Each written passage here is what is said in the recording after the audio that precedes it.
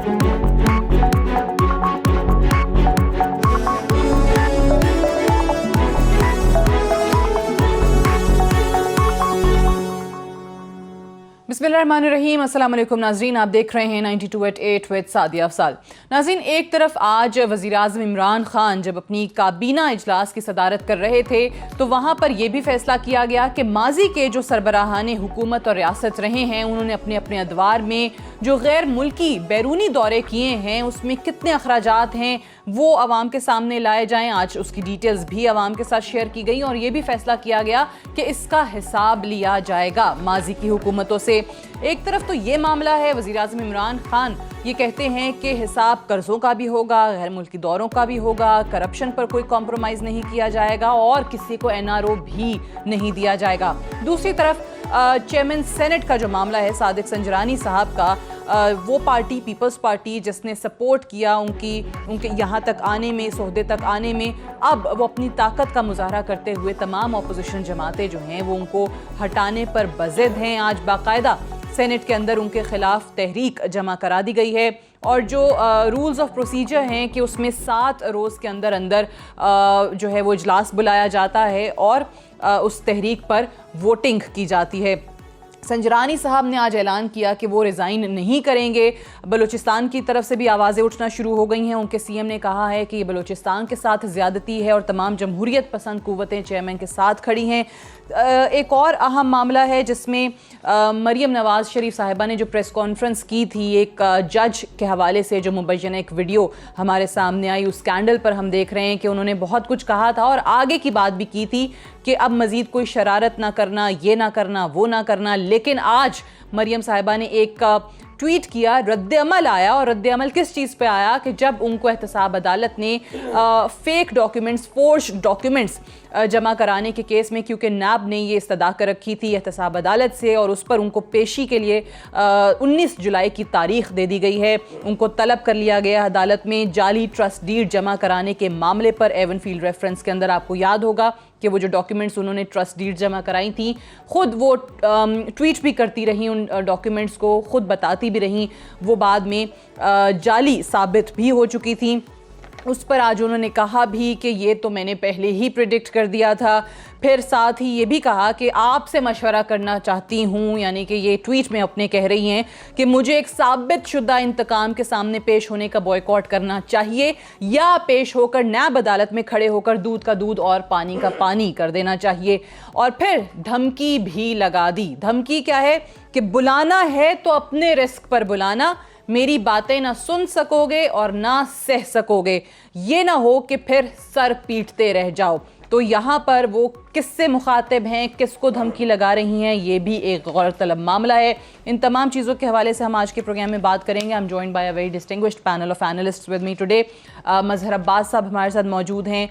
बहुत बहुत शुक्रिया मज़हर अब्बास साहब आपकी तशरीफ़ आवरी का। सीनियर लॉ एक्सपर्ट रियासत अली आज़ाद साहब हमें इस्लामाबाद से ज्वाइन कर रहे हैं, आपका भी बेहद शुक्रिया।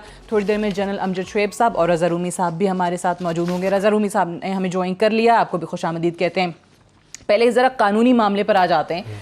ये मरियम नवाज साहिबा की ट्रस्ट डीड जो जाली साबित हुई थी, वाजिद ज़िया साहब ने ख़ुद एहतसाब अदालत के अंदर भी बताया था कि जिनको सही कहकर उनको ये कहा कि ये हमारे सबूत हैं, शवाहिद हैं, वो बाद में फ़ेक निकले, फोर्ज डॉक्यूमेंट्स निकले।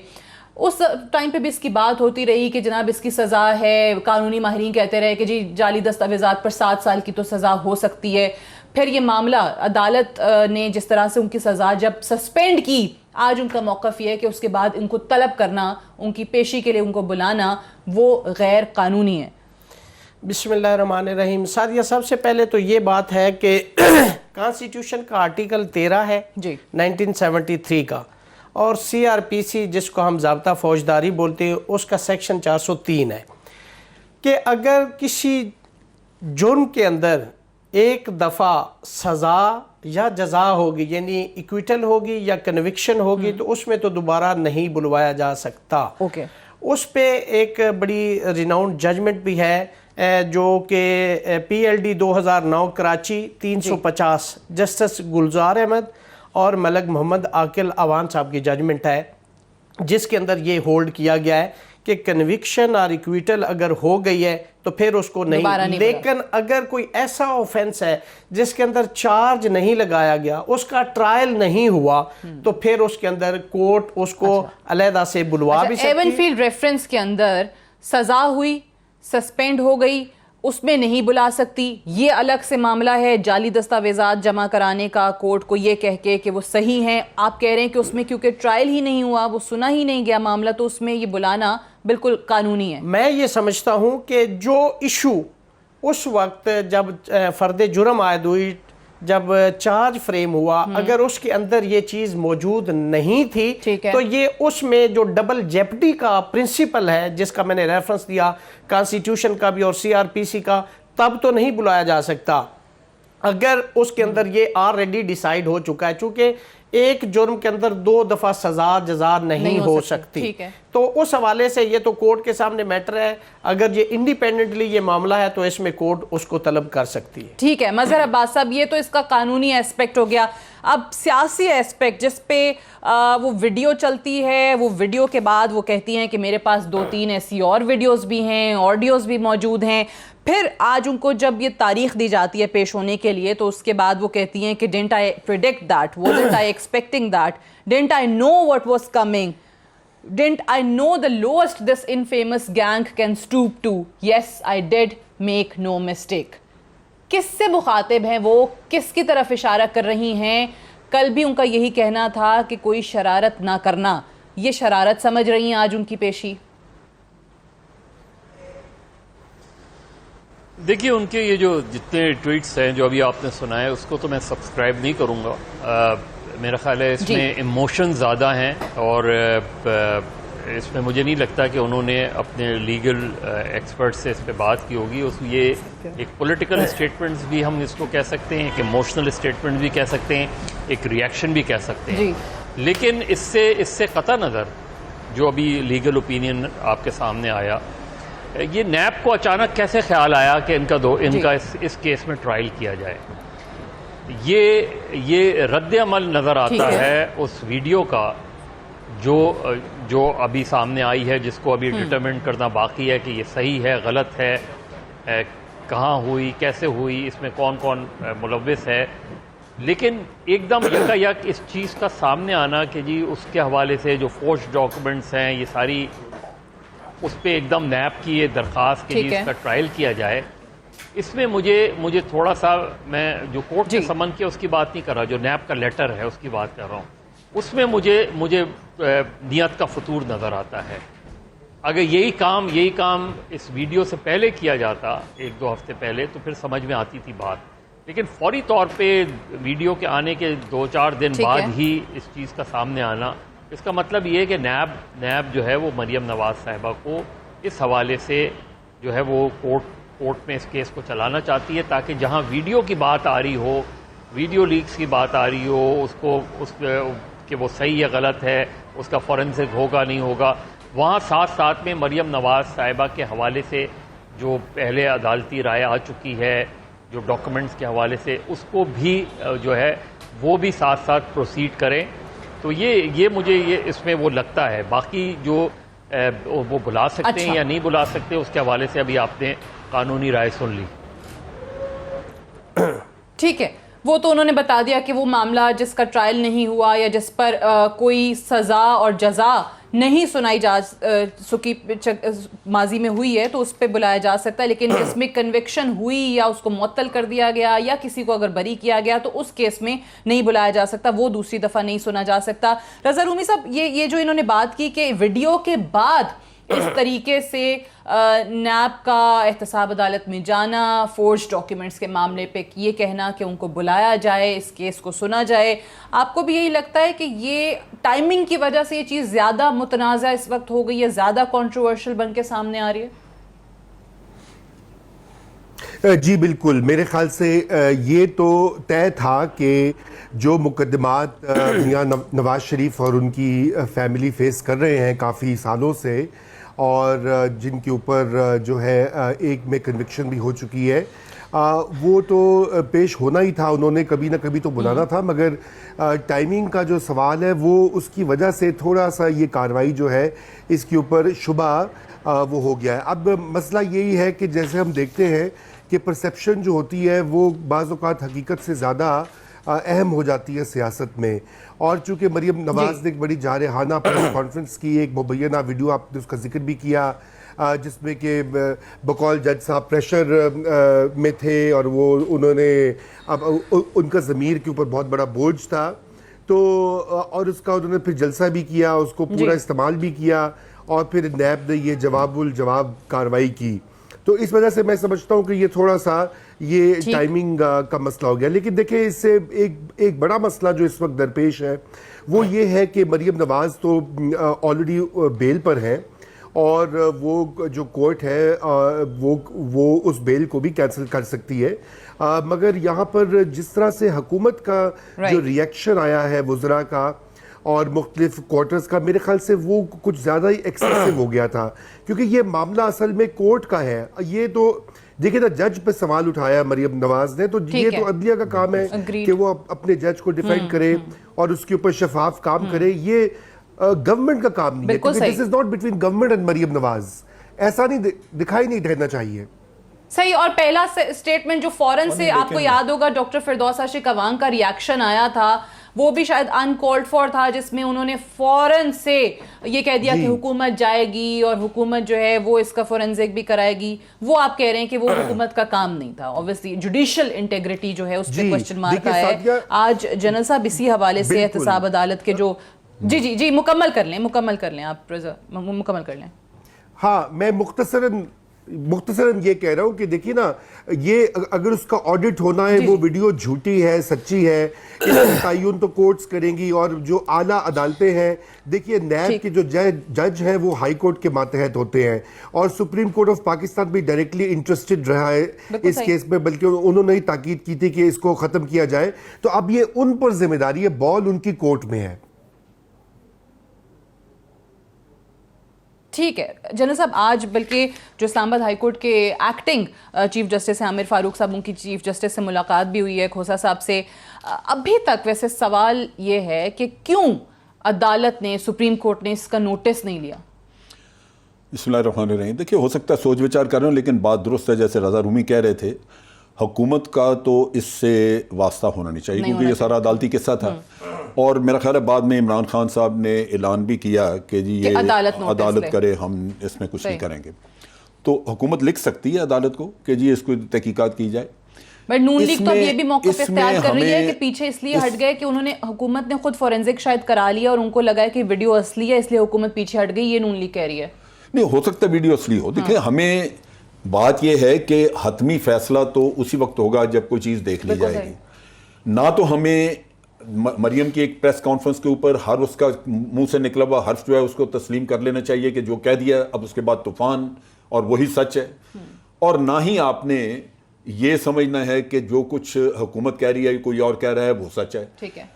बाकी ये चीज़ अभी डिस्प्यूटेड है, इसलिए हाथ से भी कि जज साहब ने भी तो अपनी एक स्टेटमेंट दे दी। मैं एक ब्रेक लेती हूँ, ब्रेक से वापस आएंगे। अहम सवाल ये है कि जुडिशियल इंटेग्रिटी पर सवाल उठा है, तो अदालत ने अभी तक इसका नोटिस क्यों नहीं लिया? और जज साहब के हवाले से जो जनरल साहब यहाँ पे बातें भी फरमा रहे थे, क्योंकि एक जज की वजह से आप पूरे के पूरे इदारे को, पूरे के पूरे इंस्टीट्यूशन पर भी कोई दाग नहीं आने देंगे। तो ज़्यादा से ज़्यादा लोग इस वक्त यही चाहेंगे, जहाँ पर भी आप बात करें लोगों की ओपिनियन यही है, डिमांड भी यही है कि आला अदालत जो है वो इस मामले का खुद नोटिस ले और इसकी तहकीकात होनी चाहिए, आवाम के सामने आनी चाहिए।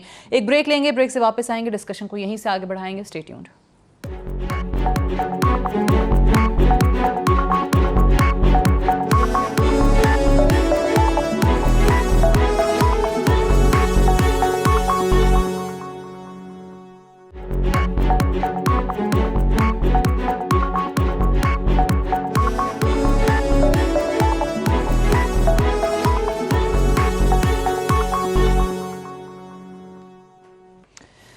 Welcome back. प्रोग्राम में एक बार फिर से खुशामदीद। प्रोग्राम में ब्रेक पे जाने से पहले हम बात कर रहे थे जो जज साहब की एक मुबैना वीडियो सामने आई है जिस पर बहस चल रही है, जिसका फोरेंसिक होता है नहीं होता, यही सब की डिमांड भी है। और अभी हम ब्रेक में भी बात कर रहे थे, गालिबन कल के प्रोग्राम में भी इसका हमने जिक्र किया था कि आपको याद होगा कि ये सारे का सारा मामला जो है वो जज मोहम्मद बशीर साहब के पास था जब ये रेफरेंस आया, और उसके बाद खुद नून लीग के वकील ने जाके ये दरख्वास्त की थी कि उनका ये जो मुकदमा है ये जज अरशद मलिक की अदालत में भेजा जाए। तो कुछ लोग ये भी कयास है कि शायद उनको ऑलरेडी पता था कि अरशद मलिक साहब के यहाँ चीज़ें जो हैं वो आसानी से मैनिपुलेट हो जाएंगी या वो कुछ कर सकेंगे। ये तमाम मामला बहरहाल आला अदालत की इस वक्त तवज्जो चाहता है कि इसको भरपूर तरीके से इन्वेस्टिगेट किया जाए। रियासत अली आज़ाद साहब ये बताएं कि ये जो अरशद मलिक साहब ने कहा कि इनको उस वक्त धमकियां भी दी गई, रिश्वत भी ऑफर की गई, इस पूरे रेफरेंस के अंदर ये जितने भी शरीफ खानदान के ऊपर थे, खुद आला अदालत के एक जज जस्टिस एजाजुल एहसन साहब को सुपरवाइजरी जज मुकर्रर किया गया। अगर वाकई उनको धमकियां मिल रही थी, अगर उनको रिश्वत ऑफर की जा रही थी, तो ये सारा मामला लेकर उन सुपरवाइजरी जज के पास ये क्यों नहीं गए?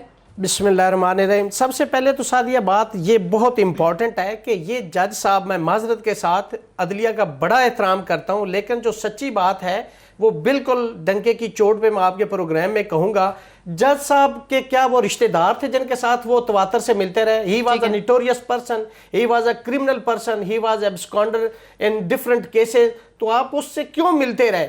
और जब ये सारा मामला चलते रहे, सुप्रीम कोर्ट के जज साहब इजाजुल एहसन साहब अगर उसके सुपरवाइजरी जज साहब थे तो वीकली रिपोर्ट उनको देनी थी। आपने वहां क्यों नहीं रिपोर्ट की?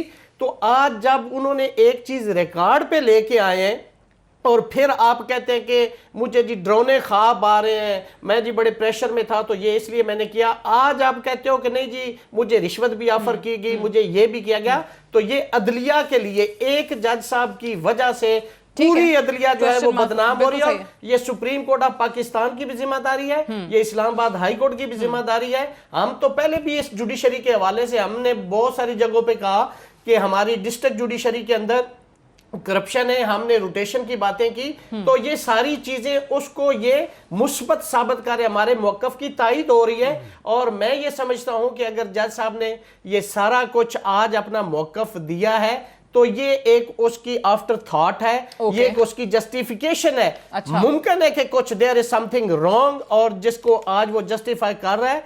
और अगर ऐसी बात है तो उस वीडियो का फोरेंसिक भी होना चाहिए, ठीक है, उसकी रिपोर्ट भी आनी चाहिए। और ये प्रोफेशनल मिसकंडक्ट है जज साहब का। एज ए जज वो क्यों प्राइवेट पार्टी से मिलता रहा, ये उसका प्रोफेशनल कंडक्ट जो मिसकंडक्ट है। इस पे भी सुप्रीम कोर्ट ऑफ पाकिस्तान को भी सोचना है, इस्लामाबाद हाई कोर्ट को भी सोचना है। और ऐसे तमाम वो जजेस साहबान जिनके मुतल्लक ऐसी शिकायत हैं, ये अवाम को तहफ़्फ़ुज़ात हैं, ये इदारे की बेहतरी के लिए उनके खिलाफ कार्रवाई होनी चाहिए। अब इसका जो एक और एस्पेक्ट है, जिस तरह मजहर अब्बास साहब ने पहले भी उसकी तरफ इशारा किया था कि ये टाइमिंग पर एतराज़ ज़रूर उठ गया कि भाई ये वीडियो आती है, उसके बाद नैब जो है वो एहतसाब अदालत में चला जाता है और कहता है कि इस मामले का भी नोटिस लें, इसको भी सुना जाए। मजहर अब्बास साहब, ये जो मरियम नवाज साहिबा जिस तरह से सियासत अभी कर रही हैं, जो बाकायदा एक मुज़ाहमत का रास्ता उन्होंने इख्तियार कर लिया है और वो ये कहती हैं कि मैं पीछे नहीं हटूंगी, जिसमें अपोजिशन के भी जितने बयान देख रहे हैं मुख्तलिफ पार्टीज़ के, वो उनका साथ दे रहे हैं,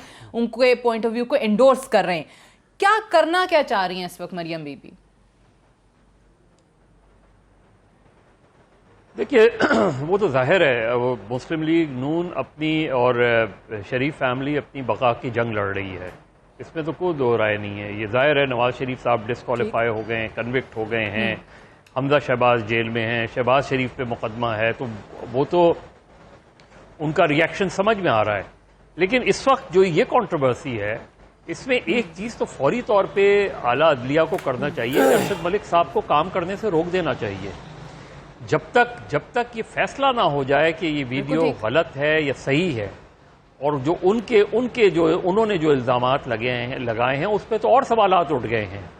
इस तरह और दोस्तों ने कहा कि जी आपने ये इतने अरसे आप खामोश कैसे रहे? यानी जज को अगर कोई अपने चेम्बर में जाके जी रिश्वत ऑफर करे तो पहला काम तो जज चेम्बर में ही कर सकता है कि उसको जेल भिजवा सकता है फौरी तौर पे। और मुझे अच्छी तरह याद है साबिक चीफ जस्टिस जो थे साकिब निसार साहब, उन्होंने भरी अदालत में जो उनको एक साहब ने अप्रोच किया था, भरी अदालत में उन्हें खड़ा करके उधर उन्होंने वो किया था कि आपने मुझे अप्रोच कैसे किया उस पर, या किसी के थ्रू अप्रोच कैसे करवाया। तो यहाँ दो चीज़ें बड़ी सीरियस हैं। एक ये कि अगर आपको रिश्वत ऑफर की गई तो आपने उसी वक्त भरी अदालत में जाके ये बात क्यों नहीं की? भरी अदालत में नहीं कर सकते थे, आपने सुपरवाइजरी जज को ये इन्फॉर्म किया, नहीं किया। दूसरी बात, उन्होंने कहा मुझे धमकी दी, तो क्या अपनी सिक्योरिटी के लिए आपने वजारत दाखिला को लिखा, आपने आला अदलिया को इन्फॉर्म किया, आपने इंटीरियर मिनिस्ट्री को इन्फॉर्म किया कि आपको थ्रेट्स आ रहे हैं, इसलिए आपकी सिक्योरिटी बढ़ाई जाए? तो ये जो उनका ओवरऑल जो कंडक्ट नजर आ रहा है वो बड़े सवालात उठा रहा है, और इसी वजह से अब वो हाई प्रोफाइल केसेस, यानी उन्हें रोका नहीं जा रहा वो हाई प्रोफाइल केसेस कर रहे हैं, उन्हें खुद ही विड्रॉ कर जाना चाहिए उस वक्त तक जब तक वो बिल्कुल क्लियर होकर सामने ना आ जाएं। तो जहां तक मुस्लिम लीग नून का है और मरियम नवाज साहिबा का है, वो एग्रेसिव, वो अपना उनका एक पुराना वतीरा रहा है, लेकिन इससे चीज़ें क्लियर नहीं हो रही। ज़ाहिर है मुस्लिम लीग नून इस चीज़ को साबित कर रही है, और वाकई अगर ये वीडियो और ये प्रोफेशनल मिसकंडक्ट साबित हो जाता है तो इस पूरे मुकदमे पे जो उनके सामने आया है उस पर सवाल उठ जाएगा, उस पर जो उन्होंने सजाएं दी हैं और जिसमें बरी किया है, दोनों मुकदमात पर सवाल उठ जाएगा। तो ये जो मेरा ख्याल है कि ये केस जो है ये किसी न किसी मंतकी अंजाम तक पहुंच रहा है। देखिए, अगर गवर्नमेंट ने फॉरेंसिक करवाना ही था तो सबसे पहले तो जावेद इकबाल साहब की जो वीडियो आई थी उसका फॉरेंसिक होना चाहिए था। उसका क्यों नहीं हुआ फॉरेंसिक? उस पर क्यों खामोशी इख्तियार की गई? जावेद इकबाल साहब को चाहिए था खुद कंप्लेंट करते, उसका क्यों नहीं? उसका मत भाई उसको और उसमें जस्टिस जावेद इकबाल को चाहिए था, इसमें भी चौधरी। आप सही कह रहे हैं अमजद साहब, आप सही कह रहे हैं। मैं वही बात कह रहा हूं कि उस सारी सूरत हाल में उसके इंटरव्यू के हवाले से जो कॉलम नवीस है वो अपने इंटरव्यू पे स्टैंड कर रहे हैं, आप उसे डिनाई कर रहे हैं, तो आपने उनके खिलाफ अगर कोई आदमी आपकी कॉन्ट्रडिक्शन को कॉन्ट्रडिक्ट कर रहा है तो फिर आप लीगल कोर्स लें, उनको कोर्ट में ले जाएं। तो ये सारी चीजें अगर हम देखें तो इसका एक ही मुझे नतीजा नजर आ रहा है कि पूरा एहतिसाब अमल पे सवालात उठ गए हैं। इस चीज को एड्रेस करने की जरूरत है। बिल्कुल सही है, ऐसे ही है। अब वो नैब पे ऑलरेडी सवालात बहुत सारे थे, अब फिर मजीद होना शुरू हो गए। आज जिस तरीके से हम कह रहे हैं कि रिएक्शन बड़ा सख्त आया मरियम बीबी का, जो ट्वीट्स दे रहे हैं, जो मजहर साहब ने कहा अभी कि ये एक्सपेक्टेड था, ये रिएक्शन जो है उनका आना ही आना था। फिर वो ये भी लिखती हैं कि मैं आवाम से पूछती हूँ कि मेरे सवालात के जवाब मिलने की बजाय क्या मुझे इस नैब में पेश होना चाहिए जो ऑडियो वीडियो के जरिए यरगमाल हो। तो रजा रूमी साहब वो तो कह रही है कि नैब ही यरगमाल है। जाली एफिडेविट बनाने से पहले आवाम से पूछना चाहिए था कि मुझे जाली एफिडेविट बनाना चाहिए। वो बात बिल्कुल दुरुस्त है, लेकिन शायद उसी टाइम पे नहीं पूछा तो अब तो फिर ये सवाल भी नहीं उठता जो पहले बात हो रही थी। लेकिन सादिया, ये जो कंडक्ट है ना, चूंकि ये इसको कन्विक्शन हुई, फिर इसको बेल मिली, बेल जो है ना वो totally discretion of the court होती है।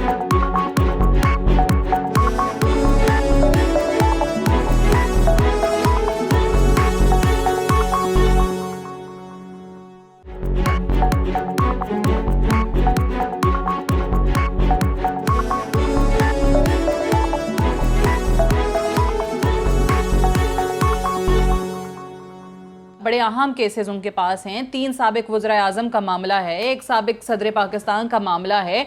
उन सब पे ही आपने एक सवालिया निशान खड़ा कर दिया ना। अब सारी ऑपोजिशन की पार्टीज यही शोर मचा रही हैं कि भाई आप तो ऐसे एहतसाब कर रहे हैं, आपने तो लोगों को यरगमाल बनाया हुआ। जी, तो देखिए, ये बात जो अभी हो रही थी पहले गुफ्तगू, वो इदारों की कारकर्दगी और उनकी इंटेग्रिटी के हवाले से हो रही थी। मरियम नवाज तो सियासतदान है, अब वो सिर्फ नवाज शरीफ की बेटी नहीं है, वो अब अपनी पार्टी की वाइस प्रेसिडेंट भी हैं। उनका काम है सियासत करना, और वो सियासत करेंगी। उनके वालिद जेल में हैं, वो उसका पॉलिटिकल कैपिटल भी बनाएंगी। वो अपने खिलाफ जो भी उनकी पेशियां होंगी, मुकदमे होंगे, अगर जेल जाएंगी तो वो भी उनकी सियासत का हिस्सा बनेगी। देखिए, ये तो तय है, सियासतदान हर जगह यही करते हैं, हिंदुस्तान में भी देखें और मुल्कों भी देखें। सवाल यहाँ पे ये है कि अगर गवर्नमेंट जो कि एहतसाब उसकी अवलीन प्रायोरिटी है और उसकी पॉलिसी है, उसका इलेक्शन स्लोगन था, सियासत का महवर था। तो अगर उसमें वो सीरियस है तो फिर सबसे पहले तो देखिए नैब की वीडियो की बात हुई कि उसकी भी कोई तहकीकात नहीं हुई, उसका किसी को मालूम नहीं पड़ा कि वो किसने लीक की, क्यों लीक की, कौन अंडर प्रेशर ला रहा था चेयरमैन नैब साहब को, वो नहीं हुआ। फिर ये दूसरी वीडियो मंजर आम पे खुद ऑपोजिशन ले आई, इसके ऊपर कोर्ट्स ने अभी तक उस तरह की कार्रवाई नहीं की जो कि होनी चाहिए थी, प्रॉम्प्टली होनी चाहिए थी। बिल्कुल सही। अच्छा, इस पे वैसे टोटली एग्री कि आप तर्जुमानी नैब की ऐसे करते हैं हुकूमत के लोग कि फिर वो चीज़ खुद ही कंट्रोवर्शियल बना देते हैं। अब नैब के बारे में आज बड़ा इंटरेस्टिंग एक मामला था, LNG कोटा केस, जिसमें नैब अपीलें मुस्तरद कर दी जस्टिस अजमत सईद साहब ने, और रिमार्क्स ये दिए कि नैब का अल्लाह ही हाफिज है। मामला क्या था कि जी साबिक वजीर अनवर सैफुल्ला और साबिक सेनेटर सफदर अब्बासी की बरियत के खिलाफ नैब की अपीलों की समाअत थी, अपीलें खारिज कर दी गई। फिर जब नैब के वकील ने दलाइल में अपने कहा कि अनवर सैफुल्ला ने बतौर वजीर पेट्रोलियम और गैस कोटा जारी किया, हालांकि उन्हें कोटा देने का इख्तियार नहीं था। जवाब में जस्टिस अजमत सईद साहब ने पूछा कि ठीक है, फिर आप बता दें कि मजाज अथॉरिटी कौन सी है, तो जवाब मिला कि मजाज अथॉरिटी के बारे में तो हमारे पास रिकॉर्ड ही नहीं है। इस पर जस्टिस साहब ने कहा कि नैब का अल्लाह ही हाफिज है। इस किस्म की जब चीजें करेगा देखिए, बात ये है, ये तो बात आपकी ये तो बिल्कुल दुरुस्त है, बहुत दुरुस्त आपकी बात। एक तो ये कि हुकूमती अरकान जितने हैं इनका कोई काम नहीं है कि ये सुबह शाम ये कहते रहें कि जी, इवन प्राइम मिनिस्टर, मैं तो हैरान होता हूं कि जब वो सुबह शाम कहते हैं मैं छोड़ूंगा नहीं, मैं मार दूंगा, मैं ये करूं नहीं, तो वो फवाद चौधरी ने क्या कहा कि नैब थोड़ी कर रहे हैं, हम कर रहे हैं, हम कर रहे हैं। नहीं, बात चीजें तो हुकूमत ने करनी होती है कि रेफरेंसेस हुकूमत भी भेज सकती है, लेकिन ये कहना सुबह शाम के जी हम नहीं छोड़ेंगे, हम ये नहीं करेंगे या ना, भाई इससे आप क्या कह रहे हैं? आप एक इंप्रेशन अपना भी खराब कर रहे हैं। और इन एनी केस मैं आपको बता रहा हूं, इस नैब के जरिए किसी को सजा देना ऑलमोस्ट नामुमकिन है। उसकी 2-3 वजूहात हैं। एक तो ये कि नैब की परफॉर्मेंस आपने देखा कि ऐसे यानी JIT ने इतना जबरदस्त काम किया हुआ था, लेकिन इन्होंने जो प्रोसिक्यूशन की तो जाके जुर्माने कराते हैं, वो इतनी घटिया प्रोसिक्यूशन की कि वो आदमी सोच भी नहीं सकता कि यार ये वो गलत है जो बोल रहे थे वहां पे। और दूसरी तरफ आप देखिए कि इनकी तहकीकात भी, फिर इमरान खान साहब को चाहिए था कि आते ही पहले नैब का अदारा ठीक करें, इनको सारे जो भी हमारे अदारे तहकीकाती हैं, FIA है, ये उधर कोई तवज्जो नहीं दी। वही लोग बैठे हुए हैं, वही सारा कुछ चल रहा है। आप कहते हैं जी नताइज कुछ और निकलेंगे, कैसे निकलेंगे? जो केसेस जैसे यूसुफ गिलानी साहब का है, दूसरे केस को 8-8 साल से 9-9 साल से पड़ा हुआ है, खुदा जानता है कि उनके वहां पे रिकॉर्ड भी मौजूद अभी है या नहीं है। इतनी उम्र जब चीजें चलती रहेंगी, तो इन्होंने आके वहां चीज भी कोई ठीक नहीं की। नतीजा ये कि ये केसेस वहां पे लटके रहेंगे या इनमें बचा हो जाएगा। फिर इसके साथ जो बड़ी इंपॉर्टेंट चीज है, हमने इस मुल्क में करप्शन को चलने दिया है बहुत लंबे वक्त तक के लिए। आज करप्ट माफिया के पास इतना ज्यादा पैसा है कि वो अपनी रियासत, हमारी रियासत की सिक्योरिटी के लिए खतरा है, क्योंकि आज वो हर अदारा, हर शख्स, अदालत, वकील, कोई चीज नहीं ऐसी जो खरीद नहीं सकते, उनकी दस्तरस में है, क्योंकि पैसा बेपनाह है। इतना ज्यादा पैसा है कि ये आप अगर इमेजिन करें कि ये पैसा जो हो ये किसी अच्छे काम पे खर्च होगा, तो वो है नहीं, ये अपने अपने दिफा पे है। और बहुत सारी चीज़ों में आप देखेंगे कि पैसा काम कर जाएगा और केसेस जो हैं वो उन पे आखिर में और फिर हमने एक वक्त पे आके ये देखा कि इक़्तिदार और करप्शन एक जगह पे है।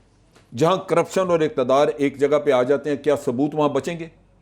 हुकूमत भी आप चला रहे हैं, वहां सबूत होता ही नहीं।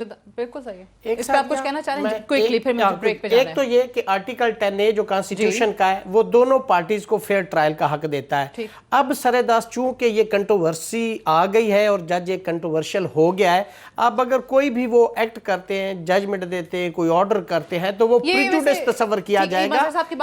मैं बिल्कुल 100% एग्री करता हूँ। मजहर अब्बास साहब ने बहुत खूबसूरत बात की है, और इन जज साहब को वहां पे नहीं होना चाहिए, इनकी जगह पे किसी और जज को होना चाहिए। दूसरी बात जो प्रोसिक्यूशन की जनरल साहब फरमा रहे थे, मैं उनसे एग्री करता हूं, उनकी इतनी वीक इन्वेस्टिगेशन है कि इससे बेहतर है कि यहाँ का जो पुलिस का ASI वो उससे बेहतर इन्वेस्टिगेशन करता है। चूंकि आपको CRPC के तमाम ज़ाब्ते को फॉलो करना है, कानून शहादत को आपने फॉलो करना है, उन टेक्निकलिटीज़ को करना है कि आप रेफरेंस उठा के देख लें। ये शायद मैं ये समझता हूँ कि जितने एक्यूज है इतनी वीक इन्वेस्टिगेशन और एविडेंस ये जिस तरह से रेफरेंस बना के देते हैं, मैं कहता हूँ कि हर केस पे 265 के CRPC के तहत मुल्ज़मान जो है वो बरी हो सकते हैं। ओके राइट, ये भी वैलिड पॉइंट है। और देख लें इन इदारों के हवाले से मुख्तलिफ औकात में जो सुप्रीम कोर्ट के अंदर रिपोर्ट्स जमा हुई हैं, चाहे आप ये इदारा ले लें, आप FBR का इदारा ले लें, दीगर इदारे ले लें, उनमें यही चीज़ें सामने आई हैं कि हमारे पास ये फैसिलिटीज़ नहीं है, ट्रेनिंग नहीं है। हमारे जो वकला हैं नैब के हवाले से, खुद चेयरमैन नैब ने भी जिक्र किया था कि दूसरी तरफ करोड़ों रुपए के वकील खड़े होते हैं, हमारे तो जी 1.5-2 लाख वाले वकील हैं। ये भी जवाब जो है वो सामने आया था। पैसों की नहीं, बात कॉम्पिटेंसी की है। कॉम्पिटेंट बंदे को आप इन्वेस्टिगेटिंग ऑफिसर लगाए, प्रोसिक्यूटर लगाए। एक ब्रेक लेंगे, ब्रेक से वापस आएंगे तो बड़ा अहम मामला है। चेयरमैन सेनेट से आज बिलावल साहब ने कहा कि इस्तीफा दो, घर जाओ। चेयरमैन सेनेट ने कहा कि मैं इस्तीफा नहीं दूंगा, उनके खिलाफ तहरीक अदम एतमाद आ गई। उस हवाले से बात करेंगे एक वक्फे के बाद।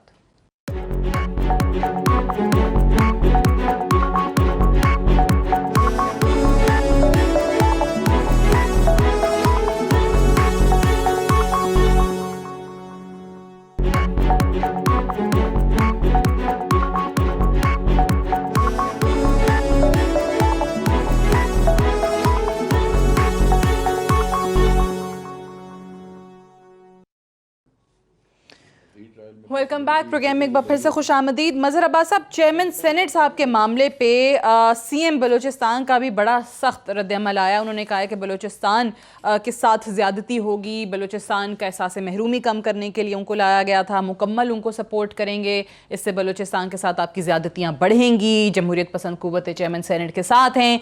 ये मामला किधर जाता हुआ आपको नज़र आ रहा है? अददी एतबार से बात करें तो नंबर तो अपोजिशन के पास है, लेकिन आज चेयरमैन सेनेट ने बहुत यकीन, बहुत धड़ल्ले के साथ कहा कि मैं मुस्ताफ़ी नहीं हूंगा।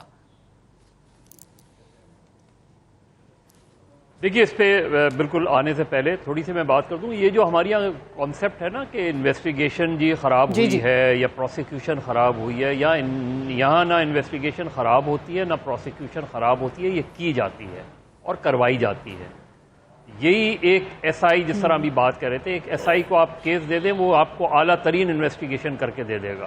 तो यहाँ केसेस ख़राब किए जाते हैं, इसमें बड़े वकील और छोटे वकील का मामला नहीं है। अब इस पर आ जाए, जो चीफ मिनिस्टर बलूचिस्तान बात कह रहे हैं, तो काश चीफ मिनिस्टर ऑफ बलूचिस्तान, जो बलूचिस्तान में क्राइसिस आया था जिसके नतीजे में वो आए थे, उसके बारे में भी थोड़ी सी रोशनी डालें कि वो क्राइसिस क्या था।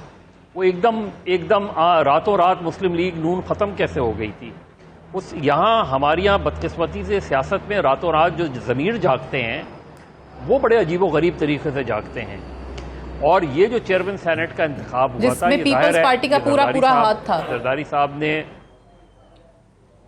साहब ने मुस्लिम लीग नून को सजा देनी थी, उन्होंने सजा दी। मुस्लिम लीग नून को सादिक संजरानी साहब को लेकर आए। सादिक संजरानी साहब कोई ऑब्वियस चॉइस नहीं थे, उनके पास कोई इतनी स्ट्रेंथ नहीं थी अगर उन्हें इस तरह की सपोर्ट नहीं मिलती। तो आज जब सादिक संजरानी साहब इस्तीफा नहीं दे रहे, उनका राइट है, वो कॉन्टेस्ट करें, वो उसको वो सपोर्ट हासिल करें। और हमारे यहाँ नंबर गेम्स पे चीज़ें नहीं होती हैं। देखिए, नंबर गेम्स ऑपोजिशन के पास है, अगर उसी नंबर गेम से हम एथिकली और मॉरली चलें तो ऑपोजिशन बड़े आराम से वो कर सकती है। लेकिन ये सीक्रेट बैलेट है, तो इसमें बहुत सी चीज़ें सीक्रेट होती हैं, बहुत सी सीक्रेसी इसमें रह जाती है। हमने देखा है, क्राइसिस में हुआ है। मैं सिंध की बात कर सकता हूँ कि सिंध में ऐसे ऐसे वज़राए आला बने हैं कि जिनके पास 10 सीटें थीं और वो वज़ीर आला बन गए। ऐसे ऐसे वज़ीर आला बने हैं कि जहाँ पीपल्स पार्टी भी उनका साथ नहीं दे रही थी, MQM भी साथ नहीं दे रही थी, लेकिन वो वज़ीर आला बन गए। तो होने को कुछ भी हो सकता है, ये सर्वाइव भी कर सकते हैं चेयरमैन सेनेट, कोई ताज्जुब नहीं होगा कि सर्वाइव भी कर जाएं। हाँ। तो यहाँ सिर्फ जो खेल खेला जाता है, और वो जाहिर है अगर सर्वाइव करते हैं तो ये बहरहाल किसी ज़मीर की बुनियाद पर नहीं होगा। सही, किसी ज़मीर की बुनियाद पे नहीं होगा। रज़ा रूमी साहब, ठीक उसी तरीके से जैसे इनको लाने में जो मजहर साहब ने जिक्र भी किया कि जरदारी साहब का बड़ा हाथ था, उस टाइम पाकिस्तान मुस्लिम लीग नवाज कहती थी कि जी बड़े ब्रीफ केस भी चले हैं, बड़े लोगों को ख़रीदा गया है, हॉर्स ट्रेडिंग हुई है, वही सब कुछ इनको बचाने के लिए अब PTI करेगी क्या? देखिए, बिल्कुल मेरे ख्याल से वो इसी तरह ही बच सकते हैं कि कुछ मेंबरान जो हैं, क्योंकि अपोजिशन के पास नंबर ज़्यादा हैं, वो सीक्रेट बैलेट के ज़रिए संजरानी साहब को ही दोबारा वोट दें। और उसके लिए ज़ाहिरी बात है, मैं ये नहीं कहूँगा कि ब्रीफ केस इस्तेमाल होंगे कि नहीं, वल्लाह आलम, लेकिन ज़ाहिरी बात है हुकूमत सरतोड़ कोशिश करेगी, क्योंकि ये एक बहुत अहम जो है सिंबॉलिक डिफीट होगी गवर्नमेंट के लिए अगर अपोजिशन मिलकर ये काम कर जाती है। अफसोस की ये बात है, जैसे कि मज़हर साहब ने बिल्कुल सही कहा, कि हमारी सियासी पार्टियों का किरदार और कॉन्डक्ट बदकिस्मती से इस कदर जो है वो जमहूरियत के ख़िलाफ़ रहा है, अगरचे कि वो हर वक्त कंप्लेन करते हैं कि गैर जमहूरी क़ुव्वतें जो हैं उनको बार बार निकाल देती हैं। लेकिन आप देखें ना, PPP का क्या रोल था इस पूरी चीज़ में, संजरानी साहब का हो या बलूचिस्तान की गवर्नमेंट हो, और आज बिल्कुल उन्होंने यू टर्न लेकर बिल्कुल उसके ऑपोजिट रविश पे चल रहे हैं। भाई अगर इतनी जमहूरियत की फ़िक्र थी तो उस वक्त आप ये ना करते, लेकिन अब चूँकि खुद जेल चले गए हैं और फरियाल तालपुर साहिबा जो है वो भी जद में हैं उसकी एहतसाब की, तो अब सबको जो है वो याद आ गए, जमहूरियत का राग जो है अलाप रहे हैं। मेरे ख्याल से ये लम्हा फ़िक्रिया है हमारी सियासी पार्टियों के लिए भी कि वो जो अपने कॉन्डक्ट के साथ जो उनको वक्त मिले, नवाज शरीफ साहब को और ज़रदारी को जेल में काफ़ी वक्त भी होता है, तो सोचें इसके बारे में कि उनका रिस्पेक्टिव रोल क्या रहा है, कहाँ कहाँ उन्होंने गलतियाँ की हैं इस पूरे सिस्टम को जो है स्मूथली ना आगे बढ़ने में। सही। आपको क्या लग रहा है जनरल साहब, वो जो सीक्रेसी जिसका हम जिक्र कर रहे हैं वो इस दफ़ा बचा पाएगी, इनको बच जाएंगे? देखिए, ये मैं वसूख से तो नहीं कह सकता, लेकिन एक चीज़ मैं काफ़ी हद तक उस पर यकीन रखता हूँ कि जब ये इनको संजरानी साहब को लाया गया था तो उस वक्त भी जिसकी डीप पॉकेट थी वो उसने रोल बड़ा ठीक प्ले किया, और डीप पॉकेट आज अगर उसको हटाना चाह रही है तो भी हो जाए, तो फिर भी उनके हाथ में कार्ड्स उनके पास हैं, क्योंकि उस वक्त भी उसी चीज़ ने काम किया और आज भी शायद वही चीज़। तो आज ऐसी कोई डीप पॉकेट है जो उनको बचा भी सके? पॉकेट एक ही है जो उस वक्त भी थी और आज भी थी, वो तो लाने वाली पॉकेट भी वही थी और अब गिराने वाली पॉकेट भी वही है। तो इस वजह से ये पॉसिबिलिटी बिल्कुल मौजूद है। लेकिन अगर किसी वजह से, बात यह है कि हुकूमत के लिए ये सिंबॉलिक, पहली बात तो ये कि संजरानी साहब PTI के आदमी नहीं है, उनको हमारे ज़रूर हासिल है लेकिन वो PTI से ताल्लुक़ नहीं है उनका। हट जाते हैं तो सिंबॉलिकली आप किसी और को ले आएँ, तब भी PTI के लिए सेनेट में हालात मुश्किल थे इस वजह से कि उनके पास नंबर्स थे ही नहीं कभी। सेनेट हमेशा उनके लिए प्रॉब्लम, और नया चेयरमैन आ जाने से थोड़ी बहुत और बढ़ जाएगी प्रॉब्लम, को ज़्यादा फ़र्क नहीं पड़ेगा। लेकिन रिस्क थोड़ा सा है कि अगर डीप पॉकेट काम ना चला सकी और किसी और वजह से, क्योंकि मैं एक और चीज़ जो मैं थोड़ी बहुत सुन सका हूँ अपनी तहकीक की बुनियाद पर, वो ये है कि संजरानी साहब जो उन्होंने वक्त गुजारा है साल डेढ़ साल का, साल सवा साल का, वो उन्होंने काफ़ी अच्छा गुजारा है, उनका कॉन्डक्ट अच्छा रहा है, ऑपोजिशन के लोग उनकी तारीफ और उनकी तारीफ भी करते हैं। उन्होंने अपनी ज़ाती पर्सनल कॉन्टेक्ट बनाए लोगों और बड़े उनसे काफ़ी मुतमईन है लोग। मिसाल के तौर पे ये फैक्टर उनकी फेवर में चले जाता है, सही है, तो ऑपोजिशन के लिए ठहरने की जगह नहीं रहेगी फिर, क्योंकि आप अगर अपने पूरे नंबर्स रखते हुए भी, ज्यादा नंबर रखते हुए अगर आप कुछ नहीं कर सके तो आपके लिए, मैं समझता हूँ ये उस लिहाज से एक थोड़ी रिस्की गेम है कि उनके लिए मुश्किलात बढ़ सकती हैं। हुकूमत के लिए तो जो मुश्किलात मौजूद हैं वही हैं, और वो थोड़ी बहुत अगर उसमें मामूली से बढ़ भी जाती हैं तो हुकूमत को बहुत फर्क नहीं पड़ेगा, क्योंकि सेनेट में पहले ही उनके हाथ में कुछ नहीं था। सही। तो इस वजह से ये मैं समझता हूं, और ये चीजें सामने भी नहीं आती, सीक्रेट बैलेट है, सीक्रेट बैलेट है, उसका फायदा किसी को भी हो सकता है, नुकसान के पॉकेट काम करती है या संजरानी साहब की अपनी मेहनत कुछ काम करती है। हर सूरत ये एक, मैं इस पे ज़ाती तौर पे ये माजरत के साथ ये लफ्ज़ इस्तेमाल करने लगा, हमारे सियासत जान जो इनका वजूद जो है ना वो बहुत कमज़ोर है, पाकिस्तानी जितने भी पॉलिटिशियन हैं, और ये ब्लेम फिर बाकी जगहों पे करते हैं कि फ़लाँ की वजह से हमें काम नहीं करने दिया जा रहा, फ़लाँ से। पार्लियामेंट का जो काम है कानून साजी और मुल्क और कौम के मफाद के लिए इक़दामात करने, इनके वो तरजीह ही गलत है। इसमें इसको हटा दो, इसको गिरा दो, इसकी हुकूमत ख़त्म कर दो, मुझे आगे ले आओ, उसको आगे कर दो। जब ये चीज़ होगी तो मैं ये समझता हूँ कि ये पार्लियामेंट जो है पाकिस्तान के वसाइल के ऊपर और आवाम के ऊपर एक बोझ है। मैं ये समझता हूँ कि बेहतर तो ये था कि आज ये पार्लियामेंट, ये सेनेट, ये कौमी असम्बली आज प्रोडक्शन ऑर्डर पे काम कर रही होती। आर्टिकल 25 जो है कॉन्स्टिट्यूशन ऑफ 1973 का कि जी इक्वल राइट्स हैं।